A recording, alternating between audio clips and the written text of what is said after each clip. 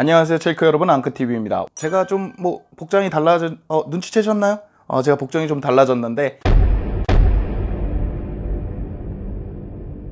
요번에 14-15 시즌 유니폼 중고로 구매를 했는데 아주 마음에 듭니다. 여러분들이 좀 이해 부탁드린다라는 거. 앞으로 큰 문제 없으면 저도 이렇게 유니폼을 입고 촬영해 보도록 하겠습니다. 오늘은 베스트 라인업 2020-21 베스트 라인업을 뽑아달라는 분들이 많았고 저도 한번 뽑아보고 싶기는 한데 이게 어디까지나 예측이잖아요. 프리시즌도 한 경기밖에 못 봤고 램파드 감독이 어떤 플랜을 갖고 나올지, 그리고 워낙에 영입된 선수들이 많다 보니까 예측에 가깝다라는 거 그냥 편하게 봐주시면 될 것 같습니다. 나는 이런 생각인데 전혀 다른 얘기하고 있네? 이렇게 보실 필요 없고요. 그 말도 맞고 저 말도 맞고 예측은 누구나 할 수 있는 거니까요. 한번 보도록 하겠습니다. 저는 좀 세분화해 봤는데 만약에 부상자도 없고 경기력도 그대로고 갑자기 하베르츠가 망한다든가 갑자기 베르너가 망한다든가 이런 일이 벌어지지 않는 베스트 라인업, 큰 문제 없는 베스트 라인업, 그러니까 풀주전이죠. 풀주전들을 뽑아보고, 그리고 이제 서브 명단에 들어갈 만한 벤치 멤버기는 하지만 충분히 경쟁이 가능한 멤버들로 한번 꾸려보고요. 비상시 그런 거 있잖아요. 뭔 일이 생겨서 램파드 감독이 가끔가다 3백을 쓰기도 했고 전술상 문제로 변화를 주기도 했고 그렇잖아요. 그런 라인업도 뽑아보고 나갈 것 같은 선수들,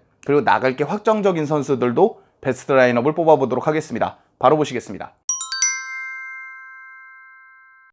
일단 간단히 볼 수 있는 건 하베르츠, 지에우, 베르너, 티아고 실바, 치르엘 이런 선수들 있잖아요. 영입된 선수들. 그런 선수들이 안 나올 확률은 없습니다. 왜냐하면 필요한 포지션에 필요한 선수들을 영입했고 좋은 선수들을 영입했기 때문에 부상, 갑자기 폼 좋아 이런 게 아니면 이들은 베스트 라인업에 그대로 들어가게 될 겁니다.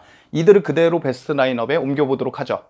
확실히 첼시가 영입을 잘했다라는 게 느껴질 만큼 영입을 잘했습니다. 특히 왼쪽 풀백, 센터백은 첼시 수비의 최대 약점이기도 했는데 잘 보강이 된 것 같습니다. 그럼 이제 다른 포지션, 비어있는 중원이라든지 윙어라든지 키퍼는 케파를 넣어놓도록 하죠. 지금 맨디 얘기가 나오고는 있지만 와도 주전 경쟁을 해야 될 거고, 케파 같은 경우에는 지금 영입이 되어 있는 선수니까 주전 라인업에 넣어보도록 하겠습니다. 그럼 이제 봐야 되는 건 오른쪽 풀백과 윙어, 그리고 중원이잖아요. 자, 풀백부터 보자면 역시 아스필리쿠에타가 될 것 같습니다. 올 시즌, 그러니까 지난 시즌이죠. 19-20 시즌만 해도 거의 전 경기를 풀타임으로 뛰었기 때문에 아스필리쿠에타는 제임스라는 위협적인 경쟁자가 있기는 하지만 아직까지는 아스필리쿠에타가 그 자리를 차지할 것 같습니다. 그리고 큰 문제가 없다면 티아고 실바의 짝은 주마가 되지 않을까라는 생각을 합니다. 원래는 지난 시즌만 해도 루디거의 짝을 좀 찾아보려고 루디거, 주마, 루디거, 크리스텐센 이렇게 한번 조합을 맞춰봤거든요. 토모리까지. 하지만 루디거의 폼이 쭉 떨어지면서 아무래도 가장 폼이 좋았던 주마, 물론 이적을 한다면 얘기가 달라지겠지만 가장 폼이 좋았던 주마가 그 자리를 차지하지 않을까 이렇게 생각해서 주마를 넣어보도록 하겠습니다. 이 중원은 많은 고민을 했어요. 치크도 있고 바클리도 있고 마운트도 있고 여러가지 좋은 선수가 있는데 그럼에도 불구하고 저는 코바치치, 캉테를 넣겠습니다. 프리시즌 한 경기만 봐서 그런 얘기를 드리는 게 아니고요.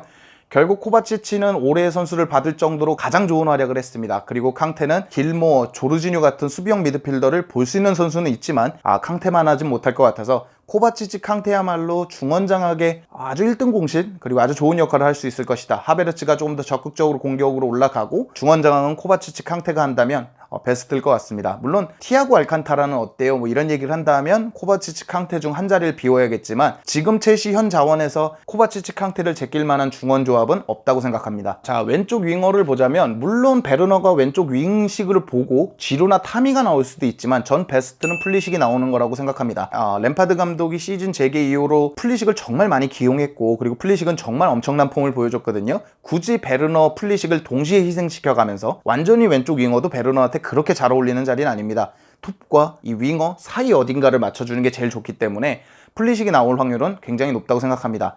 그 윙어 자리에는 뎁스 문제도 좀 있지만 오도이하고 플리식, 마운트, 지에우가 받을 수 있고 여차하면 하베르츠, 베르너도 옮길 수 있기 때문에요.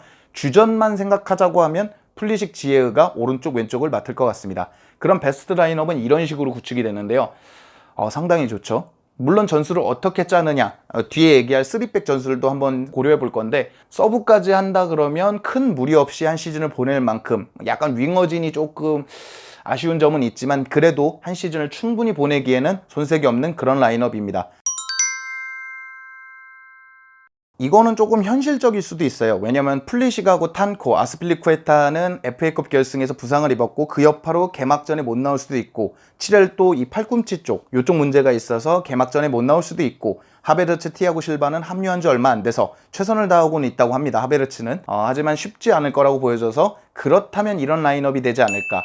베르너, 하베르츠, 근데 뭐 티아고 실바까지 없다면 3백 전술을 들고 나올 것 같습니다. 실제로 뭐 토트넘이 됐든 어떤 팀이 됐든 3백으로 좋은 모습을 보여줬기 때문에 3백을 들고 나오지 않을까. 하지만 이걸 메인 전술로 가져가지 않은 건, 램파드 감독은 지난 시즌에도 3백을 메인 전술로 들고 나오진 않았거든요. 요런 식의 라인업이 구성될 것 같습니다. 에메르송이 나가는 게 거의 기정사실화되는 지금 7회의 유일한 백업은 알론소이고, 알론소가 가장 빛을 발할 수 있는 건 3백입니다. 비단 알론소만을 위해서 3백을 쓰는 건 아니고요. 마운트나 플리식이 나온다 그러면 지루가 버텨주고 3백으로 해서 측면 우위를 가져간다면 충분히 좋은 역할을 해줄 수 있을 것 같습니다. 게다가 중원에서는 이제 뭐 캉테, 코바치치를 못 쓴다고 생각을 하면 최선의 라인업은 길모아하고 조르지뉴 같습니다. 저는 개인적으로 수비형 미드필더의 암파드도 나쁘지 않아서 암파드를 실험해보는 건 어떨까 했는데, 이제 임대를 갔으니까 그거는 뭐 논외로 치더라도요.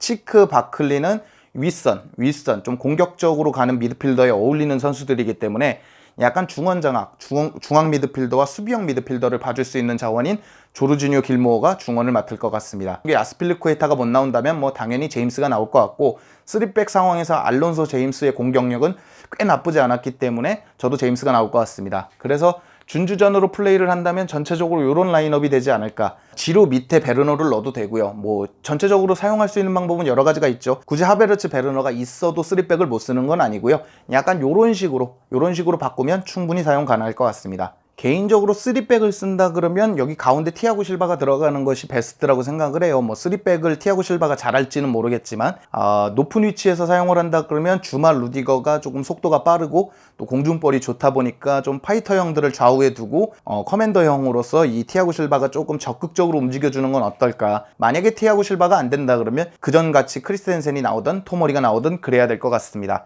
뭐 개인적으로 사르가 어떤 능력을 갖고 있는지 모르겠지만 뭐 중간중간에 사르를 넣어도 될 것 같고요. 그래서 전체적으로 준주전으로 플레이를 한다면 이런 느낌, 뭐 부상자가 많다든가 뭐 꼭 잡아야 되는 경기라든가 이런 식으로 한다면 이런 라인업이 될 것 같습니다. 여기서부터는 단순히 재미인데요. 재미보다 그냥 흥미 요소라고 보시면 될 것 같아요. 첼시가 지금 팔아야 될 선수들이 너무 많잖아요. 너무 많기 때문에 그런 선수들로 한번 보도록 하겠습니다. 자, 최전방에는 바추아입니다.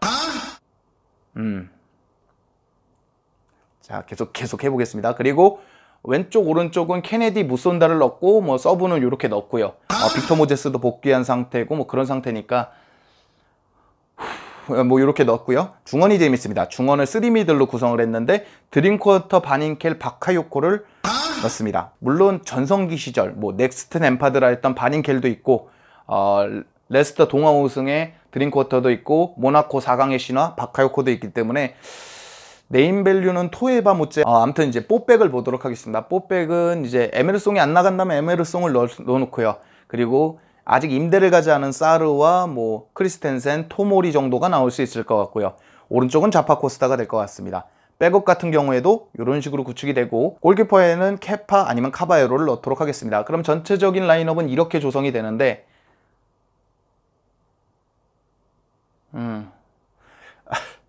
아무튼 이렇게 팔아야 될 선수들이 많습니다. 생각보다 첼시도 팔아야 될 선수들이 한 라인업을 다 짤 수 있을 만큼 많습니다. 잘 팔아서 좋은 선수, 뭐 라이스를